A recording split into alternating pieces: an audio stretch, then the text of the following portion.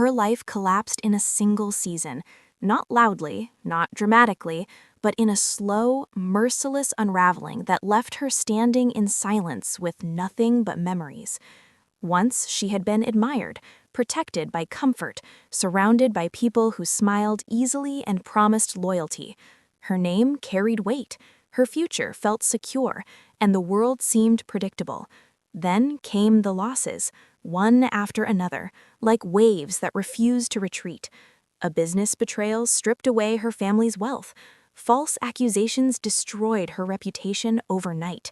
Friends disappeared quietly, answering calls with excuses before stopping altogether. Even her home, once warm and familiar, became a place she no longer belonged to. And in the wreckage of everything she had built, she stood alone, stunned by how quickly love, trust, and stability could vanish. The first minutes of her fall were disbelief, the kind that numbs the mind and slows the heart. She kept thinking someone would fix it, explain it, reverse it. But the silence grew louder. Doors closed. Names she once trusted avoided her gaze. The world that had welcomed her so warmly now treated her like a stranger, like a mistake.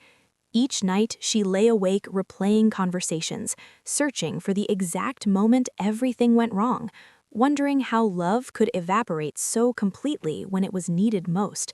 She wasn't just losing money or status, she was losing her identity, the version of herself the world had accepted.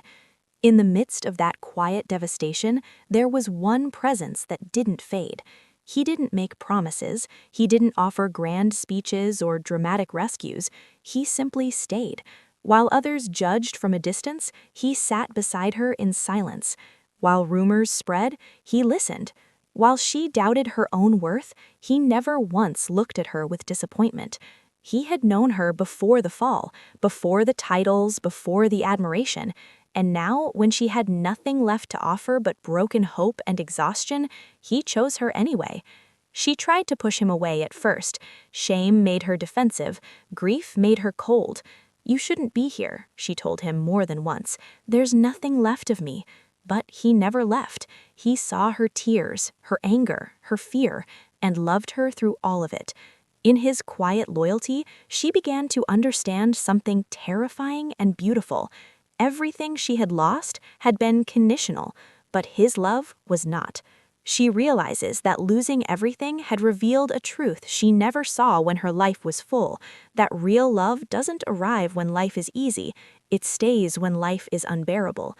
And while the world had taken almost everything from her, it had failed to take the one thing that would keep her standing, the man who loved her when she had nothing left to give. The days that followed her fall blended together into a haze of exhaustion and quiet despair. Without structure, without purpose, time lost its meaning. Mornings arrived without motivation, nights without rest. She moved through each day as if underwater, hearing voices around her but feeling disconnected from the world she once belonged to. The loss wasn't just external, it was internal, reshaping the way she saw herself. Confidence turned into doubt, pride into shame. She questioned every choice she had ever made, wondering if she had been foolish to trust so freely, to believe that success and love were permanent. In the stillness of her new reality, the weight of everything she had lost pressed heavily on her chest, making even the simplest tasks feel overwhelming. He noticed the change before she spoke of it, the way her eyes lingered on the floor, the way her hands trembled slightly when she held a cup of coffee, the silence that stretched between them, heavy with things she couldn't yet say. He never pushed her to explain, never demanded strength she didn't have. Instead, he became steady, a quiet presence who showed up every day, bringing small comforts without expectation. A warm meal when she forgot to eat, a jacket when she forgot to care about the cold. In his actions, she found something rare: patience without pressure, love without conditions. There were moments when the grief spilled over, when the calm fractured and the pain demanded to be heard. One night, overwhelmed by the weight of everything she had lost, she finally broke. Words poured out in fragments, anger at betrayal, shame at failure, fear of a future she could no longer imagine. She cried not just for what was gone, but for who she used to be. He didn't interrupt. He didn't try to fix her pain. He simply listened, holding her steady as the truth finally surfaced. In that moment, she realized how rare it was to be seen in complete brokenness and still be accepted. Yet, even as his presence brought comfort, guilt crept in. She began to believe she was becoming a burden, that her pain was too heavy for anyone to carry for long. She watched him carefully, searching his face for signs of regret, preparing herself for the moment he might walk away like everyone else. "You don't owe me this," she whispered once, voice barely audible. He looked at her then, not with pity, but with certainty. "I'm not here because I have to be," he said quietly. "I'm here because I choose to be." The simplicity of his words shook her more than any grand promise ever could. Still, the world outside remained unforgiving. Rejected applications, unanswered messages, and judgmental stares reinforced the harsh reality that rebuilding would not be easy. Every failure reopened wounds, testing her resilience and her belief in herself. Yet, through each disappointment, he remained, steady, present, unwavering. Slowly, almost imperceptibly, his belief in her began to rebuild something within her that had been shattered. The idea that she was still worthy of love, still capable of rising, still more than the sum of her losses. She stands at the edge of emotional exhaustion, unsure whether she has the strength to continue, yet no longer entirely alone in her pain. The world has taken nearly everything from her, but in the quiet loyalty of the man who refused to leave, she begins to sense the possibility of survival, not recovery yet, just survival. And sometimes that is the first, most difficult step toward healing. Her lowest point arrived quietly, without warning, on an ordinary afternoon that should have meant nothing. She stood outside a small office building, clutching a rejection letter she already knew the contents of, her hands shaking as reality finally settled in. Another closed door. Another reminder that rebuilding her life would not come easily. The world didn't care about explanations or innocence. It moved forward without her, indifferent to her pain. In that moment, the exhaustion overwhelmed her, and for the first time she wondered if trying was only prolonging the inevitable. The thought frightened her, not because she wanted to give up, but because she no longer trusted her own strength to keep going. When he found her later that evening, sitting alone with empty eyes and folded hands, he didn't ask what had happened. He already knew. He sat beside her, close enough to remind her she wasn't alone, yet far enough to respect her silence. The room was heavy with unspoken fear, with the kind of sadness that settles deep into the bones. "I can't do this anymore," she finally whispered, the words breaking as they left her mouth. It wasn't a cry for help. It was an admission of exhaustion. He listened carefully, then spoke with quiet resolve. "You don't have to do everything today," he said. "You just have to stay." That night marked a turning point, not because everything changed, but because something inside her shifted. She realized that love didn't always arrive as rescue or relief. Sometimes it arrived as endurance. He wasn't trying to pull her out of the darkness. He was willing to sit with her inside it. And in that patience, she felt a strength she had lost, the permission to be weak without being abandoned. She began to understand that surviving didn't mean pretending she was okay. It meant accepting help without shame, letting someone carry part of the weight when her own hands were empty. Still, the fear of becoming dependent haunted her. She worried that her pain would consume him, that one day he would wake up and realize she had nothing left to offer, no success, no stability, no promise of a better future. That fear pushed her toward distance, toward silence. She became withdrawn, careful with her words, cautious with her emotions. He noticed, of course, he always did. One evening, when the distance between them became unbearable, he finally spoke the truth she had been avoiding. "You don't scare me," he said softly. Losing you does. The honesty in his voice left her breathless. As days passed, she made a small, unexpected choice, not to rebuild her old life, but to create a new one, piece by fragile piece. It wasn't ambition that drove her forward, but dignity. She began volunteering, helping others who had lost even more than she had. In their stories, she saw reflections of her own pain and resilience. For the first time since everything fell apart, she felt useful again. Not admired, not successful, just human. And in that simplicity, something began to heal. She had lost her past, but not her future. The world had stripped her of everything she once relied on, but it had not taken her capacity to grow, to choose, to love. And standing beside her through it all was the man who never demanded she be whole to be worthy. His love was not a reward for success, it was the foundation that made survival possible. Recovery did not arrive like a sunrise, it came like dawn, slow, uncertain, and almost invisible at first. She woke each morning still carrying the weight of loss, but now there was a reason to stand up instead of sinking deeper into the mattress. Small routines formed, early walks, shared coffee, moments of silence that felt less heavy than before. The pain had not disappeared, but it no longer controlled every breath she took.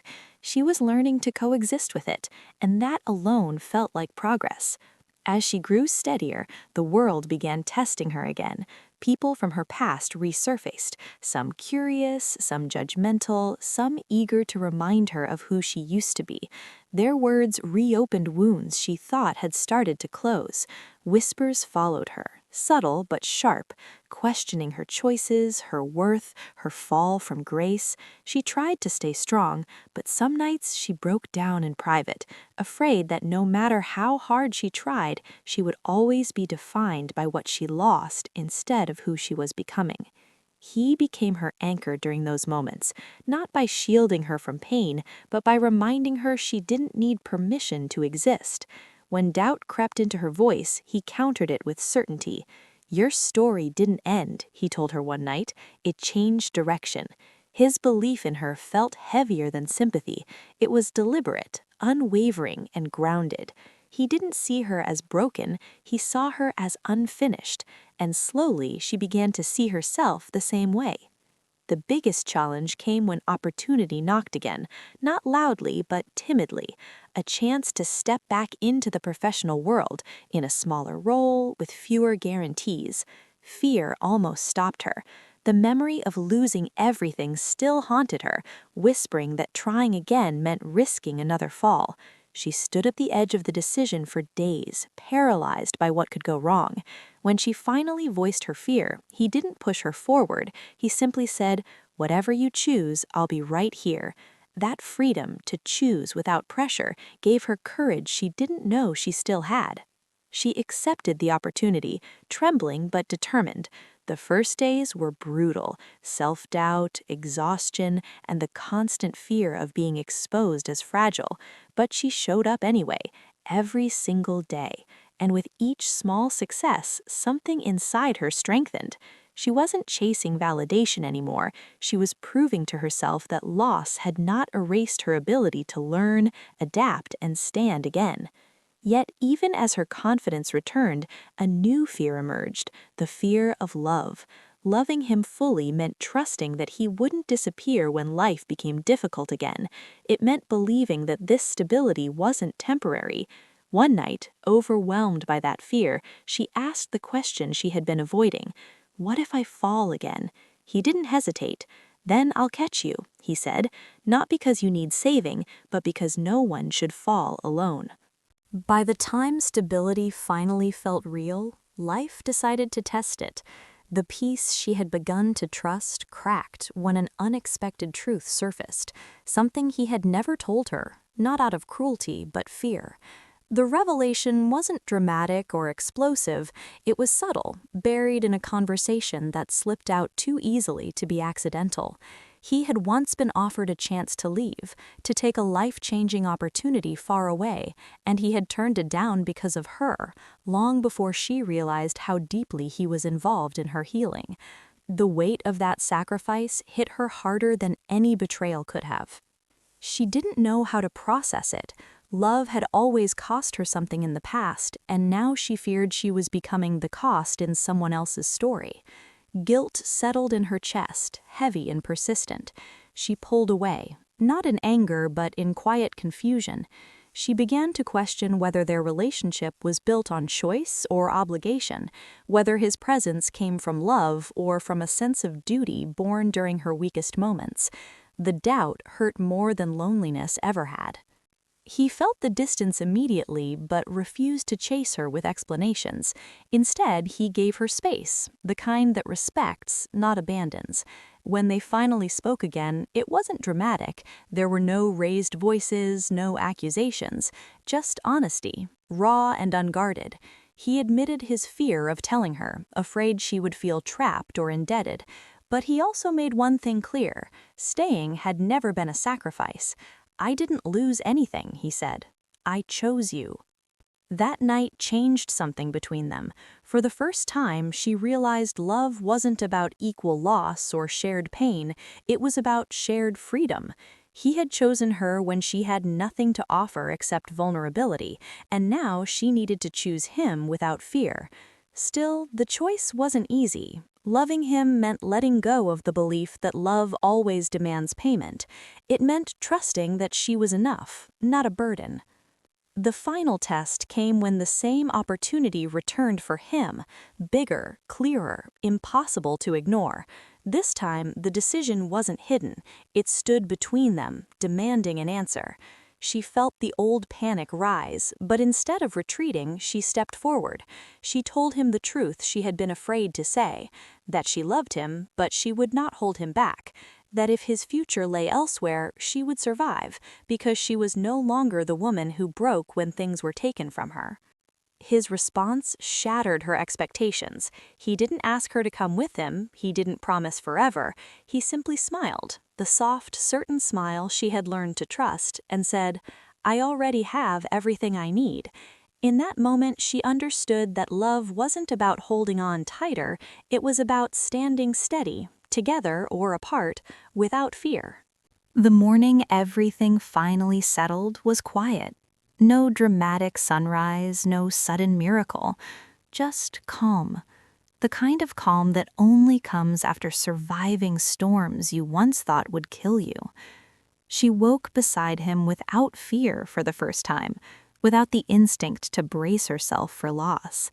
The past no longer sat between them like a shadow. It had become something distant, remembered, but no longer ruling her heart. They didn't rush into promises. Love, she had learned, didn't need them to be real. Instead, they built something slower and stronger, a life shaped by intention, not desperation. She began to rebuild pieces of herself she thought were gone forever: confidence, independence, hope. And he never tried to fix her. He stood beside her, steady and patient, allowing her to grow at her own pace. Time passed. Opportunities came and went. He stayed, not because he felt obligated, but because his world had shifted. She had become his home, not his anchor, and she had learned the difference. The woman who once believed love meant loss now understood that real love expands you. It doesn't shrink you. The final proof came unexpectedly. She was offered a chance of her own, something meaningful, something that could change her future. In the past, she would have hesitated, afraid of risking what little stability she had left. This time, she didn't. She took it, and he didn't flinch. He celebrated her courage, her growth, her strength, because loving her meant wanting her to win, even if it scared him. On an ordinary evening, as they walked through a city that once felt cold and unfamiliar, she realized the truth she had been too afraid to accept before. She had lost everything: her past, her certainties, her illusions. And in doing so, she had gained something stronger than security: herself. And with that, She had found love that didn't rescue her, didn't own her, didn't save her, but walked beside her. He didn't promise forever that night. He didn't need to. Instead, he took her hand and said the only thing that mattered. Whatever comes next, we face it as equals. And for the first time in her life, she believed it.